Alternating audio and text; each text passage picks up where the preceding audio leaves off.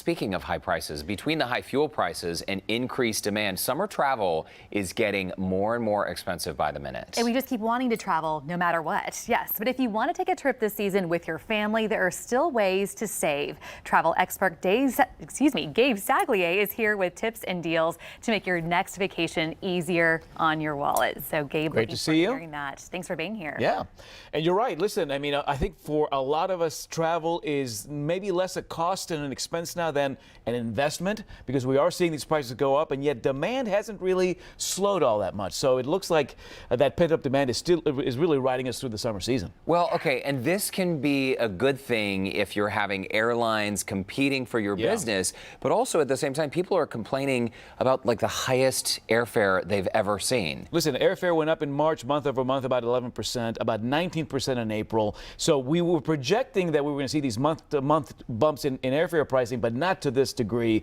By the time May is up, we expect another 10% bump. So if you're waiting to June to book airfare for the summer season, you're really going to be seeing some sticker shock. The good news is that as we exit the pandemic, we're starting to see sort of dependable seasonality return. So by the time kids get back to school in September, we are seeing airfare pricing go down. If you can extend your or push your vacation down to September, maybe making a late summer, early fall type of a trip, you will see better pricing. However, there is such demand for that summer vacation experience now, after for many folks a 2-year pause, that people are willing to spend some of these higher prices, and we're seeing them up across the board. Hotels are up double digits, and airfare has been a steady climb, mainly because of demand, but of course jet fuel and some staff shortages are playing a role there as well. There's just that pent-up demand, everybody just staying in and really want to get out and travel now. Well, Memorial Day weekend right around the corner, so more people are still driving over flying, but how does that change this year compared to last year? So great question. I think Memorial Day quintessentially, as Labor Day will be a driving holiday.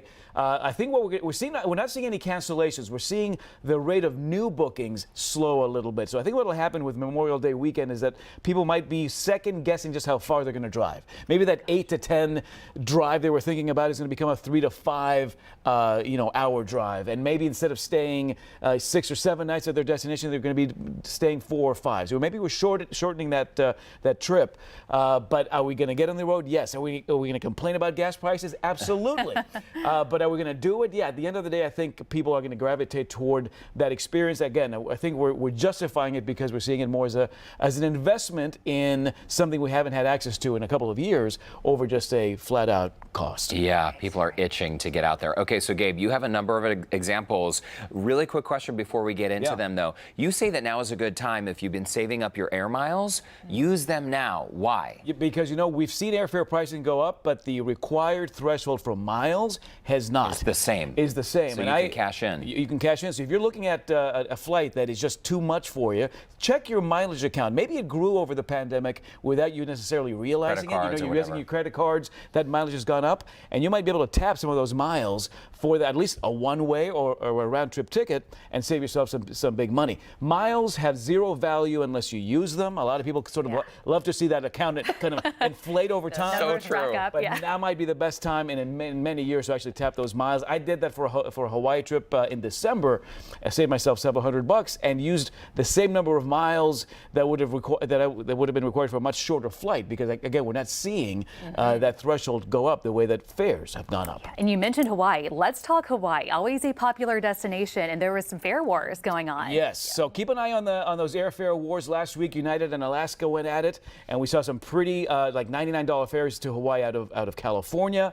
And so airfare is, I think, relatively competitive for Hawaii, just because there are a lot of airlines who want to get you out there. Now, on the ground, pricing is pretty high. You're looking at 4- and 5-star resorts, $500 to about $1,000 a night. That's just a fact for travel between now and August. However, this is a good one. This is the Hilton Waikaloa Village on the Big Island of Hawaii. Love the Big Island as an alternative to maybe buzzier Maui or Oahu. And this is right there on the Kona coast. They're doing buy 3 nights, your 4th night is free. So your overnight rate comes out to about $487 a night.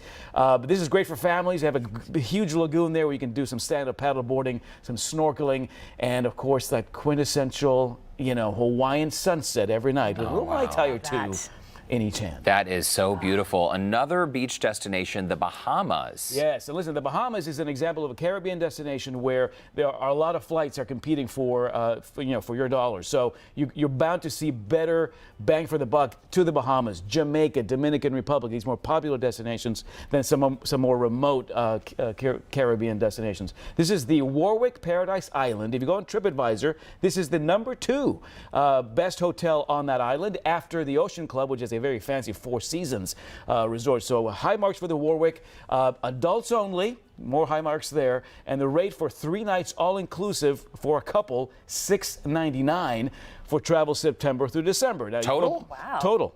All-inclusive, couple, 3 What? nights. That's for travel September through December. If you go between now and the end of August, that price point is $999. So again, an example there that just by pushing your vacation to September, October, where the weather's still quite nice actually. In fact, you're avoiding sort of the tail end of hurricane season, then you're going to be saving some money across the board there. And probably fewer crowds too at that point. And fewer as crowds well. because the parents got to be back home to take the kids to school every day once September comes around. And one last, quickly, this is in Curacao. This is the Marriott Beach Resort. This is a great property in Curacao, one of the few islands that are below the hurricane belt. So if you don't want to haggle with the possibility of storms, you pick Curacao. And this is a great 5-star resort with some pretty phenomenal pricing through the end of the year, July through December. About a third off to stay at this particular resort. You stay in a suite that fits up to 4 people, and you get a $200 dining credit over those 4 days. So a great alternative for folks who want to avoid the potential for storms